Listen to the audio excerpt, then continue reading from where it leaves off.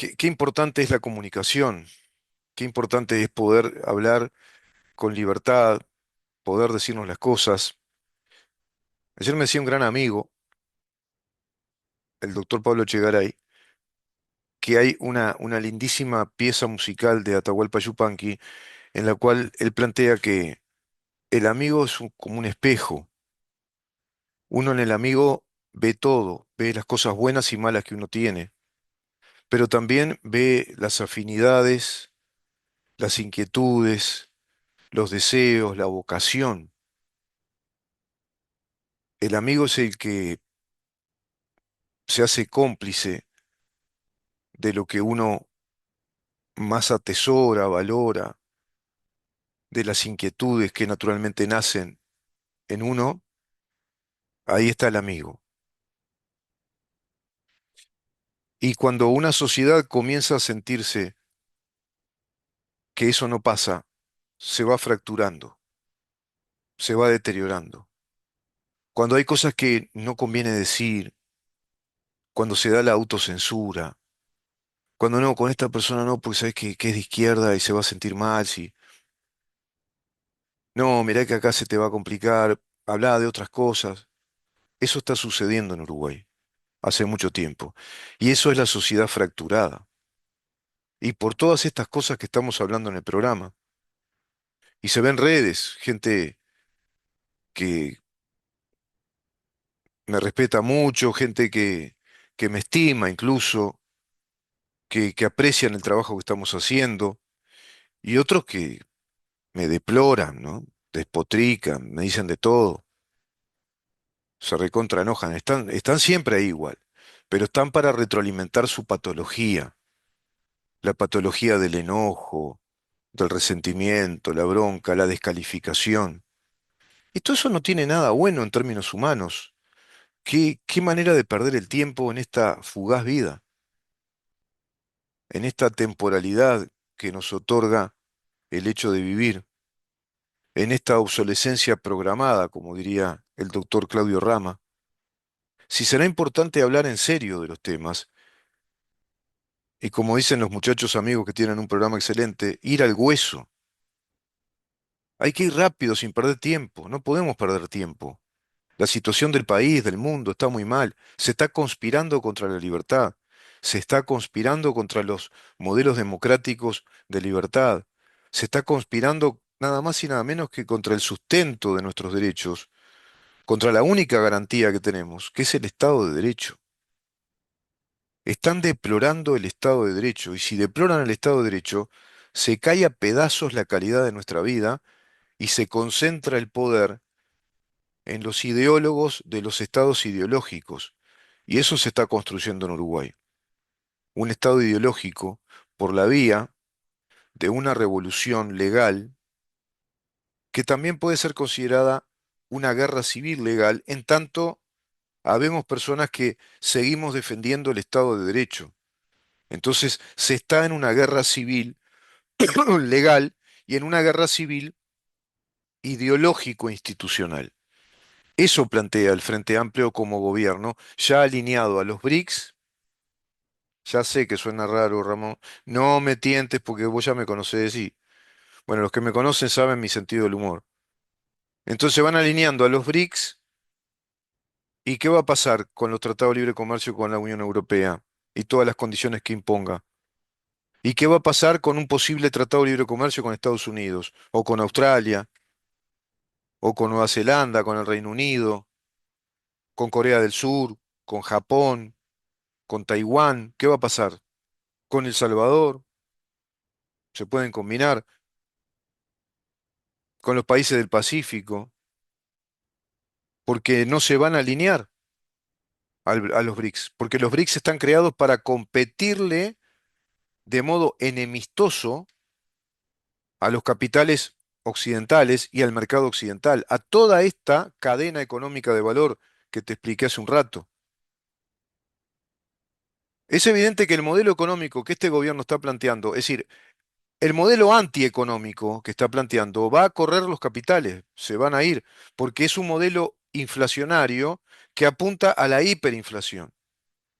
Si vos indexás los salarios de los funcionarios públicos a la inflación, lo único que estás haciendo es incrementar, inflacionar un factor fijo de costo fijo, el salario. El salario es un factor fijo de costos, como lo es el pago de la luz todos los meses, la luz que consumís, como es el pago del agua que consumís todos los meses, como son los impuestos. Son factores fijos, son costos fijos. No podés escapar de eso. Vos tenés un presupuesto que ya es de gastos corrientes. Esos gastos son continuos, son gastos fijos. Y lo mismo pasa con el pago de los salarios. Si vos tenés una empresa y vos tenés 300 empleados, vos tenés ahí otro gasto fijo, un costo, un factor de coste fijo se llama, o factor de coste fijo o de costo, que son los 300 salarios por mes que tenés que pagar si sos el empresario. Pero además de los salarios tenés que pagar el desglose de los aportes de la seguridad social. Y tenés otros gastos que son imprevistos. Accidentes, se rompe una máquina, se rompió una cinta transportadora, se embromó en un depósito, se filtró humedad, entraron a robar. Todos esos son gastos imprevistos que se incorporan en la contabilidad de esa empresa como gastos, que son fenómenos aleatorios que hay que prever también. Pero si a vos te dicen como empresario que ya vas a tener incremento de costos fijos que están creados artificialmente por el Estado de acuerdo a la imposición monopólica mediante una ley que es coercitiva, no te podés escapar de eso. Si te dicen el Estado va a crear un impuesto nuevo, el Estado va a incrementar la tasa de ese impuesto, que es lo mismo, ese impuesto ahora va a ser más caro, es exactamente igual con el salario. Si te dicen, cada vez que se den las mediciones de inflación interanual, de acuerdo a los índices de precio al consumo, según ese promedio inflacionario, si la inflación está en el 9%, todos los salarios de los funcionarios públicos se van a ajustar en un 9%. Lo único que estás haciendo es provocar lo que se llama en física, porque es una ley física, un efecto de una fuerza que se llama una fuerza inercial. Es cuando un objeto se desplaza a determinada velocidad a través de la fuerza de propulsión. Por ejemplo, un motor de un cohete disparó, propulsión, dispara, hace despegar de un punto fijo un objeto porque hay una fuerza que supera la gravedad, la propulsa y la dispara a determinada velocidad y desarrolla una velocidad en 8 minutos de tantos miles de kilómetros por segundo, por ejemplo, como hacen los disparos de los cohetes de la NASA,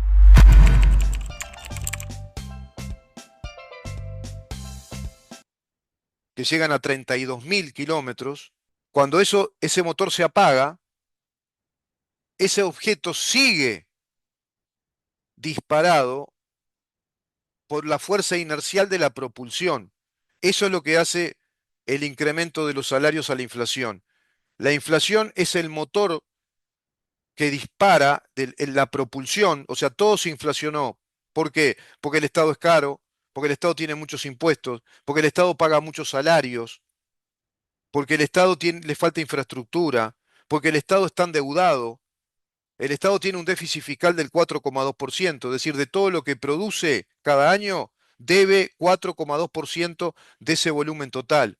Uruguay produce 71.000 millones de dólares por año, produce. Vamos, recauda. Porque en verdad, de esos 71.000 millones de dólares produce un 20%. Realmente un 20% es producción económica, el resto es recaudación impositiva y por la vía de la regulación administrativa, que son impuestos encubiertos. Entonces, ese Estado es inflacionario, ya es muy inflacionario. Tiene deuda externa, deuda interna, un déficit fiscal muy alto, una tasa de desempleo que no sabe bien qué hacer, cómo cubrirlo.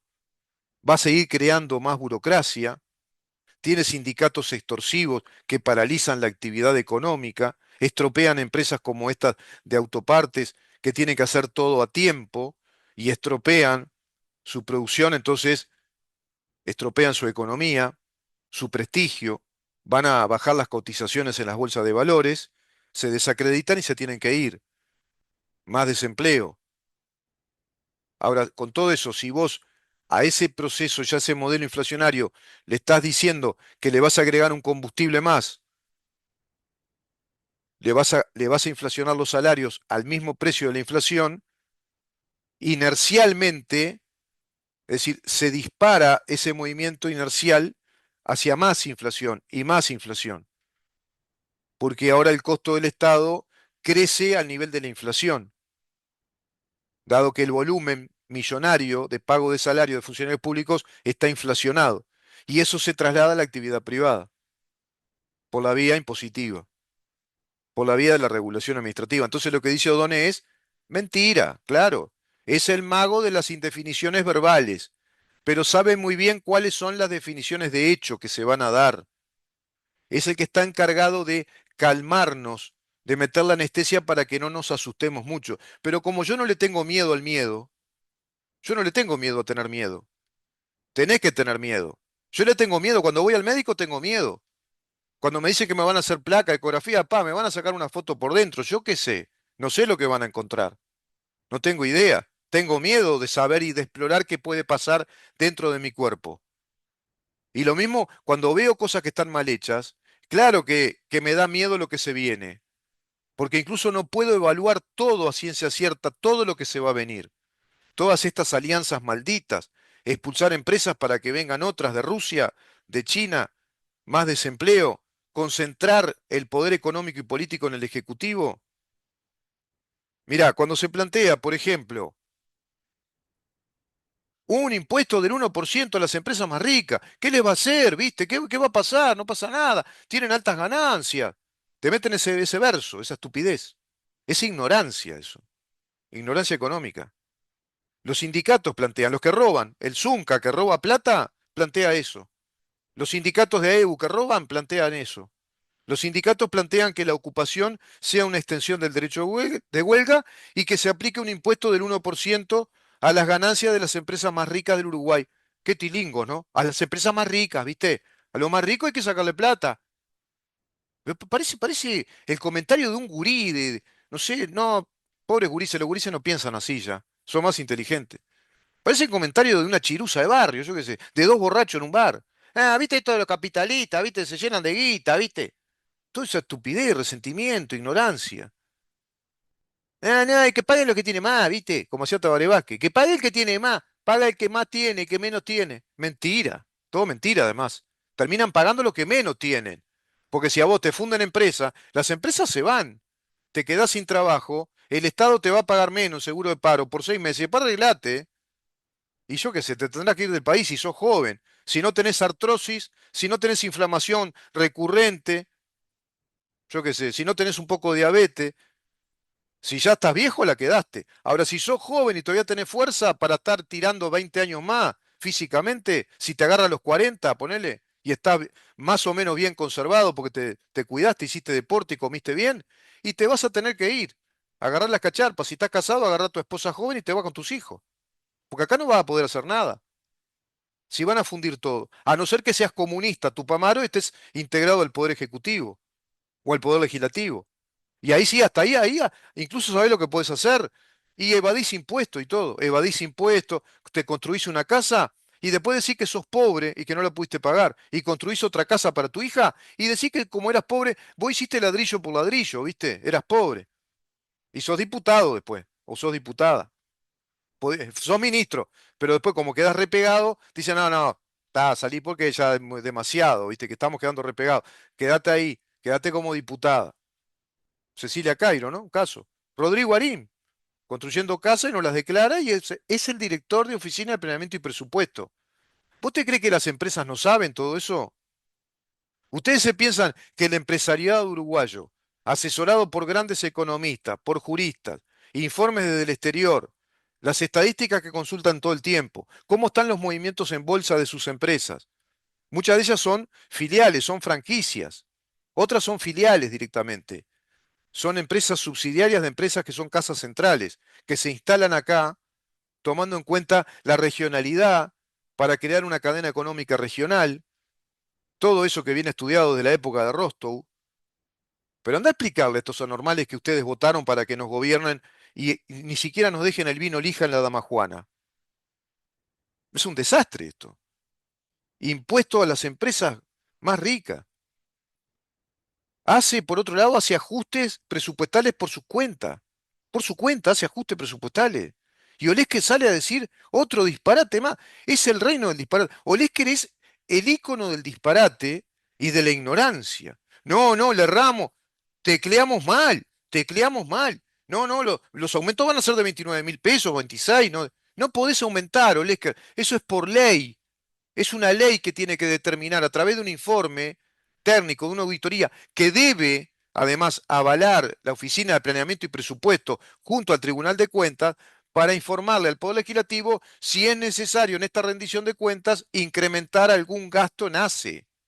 Pero ustedes no pueden hacer nada, pero van y lo hacen. Y todavía salen a hablar a la prensa. Para los que sabemos algo, estás quedando recontra pegado. Es evidente que de economista no sabes nada, de economía no sabes nada. No tenés ni idea de la economía. El impuesto del 1% a las ganancias empresariales ya se lo aplicó en Noruega hace muchos años atrás. El impuesto a las ganancias en Noruega era del 1,1%. ¿Saben qué provocó? La huida de más de 54.000 millones de dólares en un año solo y perdió unos 545 millones de ingresos a su PBI en ese año. Cuando estimaban, ellos pensaban que haciendo eso iban a incorporar unos 145 millones más al PBI, que eso es lo que están pensando estos tarambanas. No, pero si le sacamos el 1%, vamos a incorporar, qué sé yo, no sé cuántos calcularán acá, 80, 90, 100 millones de dólares más por año. Mentira, se te van a ir y vas a recaudar 300, 400 millones menos. Eso es lo que pasó en Noruega, ya lo hicieron. Entonces, ustedes vienen con recetas viejas, perdedoras, vienen con anacronismos económicos que son un fracaso, que están demostrados. Ya perdieron, ya pasó en Noruega, pasó en Suecia. No sirvió, dijeron, no, no, acá la embarramos. Claro, estaban embobados, ¿viste? Cuando los noruegos, los suecos eran demasiado socialistas. Ahora se avivaron, está mucho más vivo. Esto es simple. Se trata de señales del poder político a la actividad económica y de competencia, competitividad y posibilidades ciertas de abaratamiento de costos de producción para obtener mayores utilidades. En una primera etapa del desarrollo económico, si es necesario, mete varias zonas francas. Vos primero tenés que reactivar, tenés que meter todos los motores propulsores del crecimiento económico y después de que creció, después si eso se estabiliza, se regula, ya no es necesario zona franca ni nada de eso. Pero vos tenés que generar primero estímulos. Muy pocos impuestos, lo mínimo. Exoneraciones impositivas para estimular a las empresas en caso de que crezcan, de que hagan más empleos. Empresas que tengan un promedio de de tanta cantidad de empleos por año, de que sumen empleos, van a tener exoneraciones impositivas. Las empresas que tienen más nivel de producción tienen exoneraciones impositivas, más zonas francas para que actúen libremente muchas empresas que recién vienen, pero van a meter mucha gente a trabajar y van a traccionar dinero porque esas empresas también necesitan invertir, abrir cuentas y nos desarrollan una balanza comercial porque Uruguay se queda cada vez más conectado a las cadenas económicas de valor. Vamos a tener una red de conectividad más grande, va a generar estímulo, va a generar previsibilidad y van a generar que apetencias por venir a un país que es muy amigable, institucionalmente muy estable y que está abriendo sus puertas a las empresas que vengan para hacerlo crecer. Esas son las señales que hay que dar.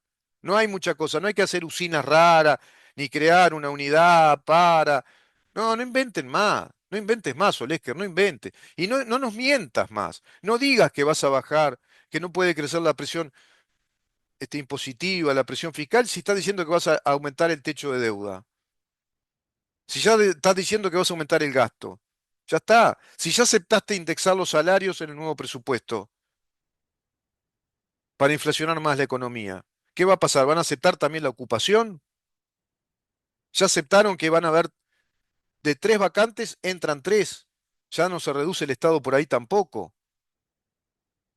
Los pasaportes ahora los van a cambiar. Perdemos credibilidad hasta en eso, en los pasaportes. Solo con empresas liberadas de los costos del Estado es que se forma el capital y crece el capital.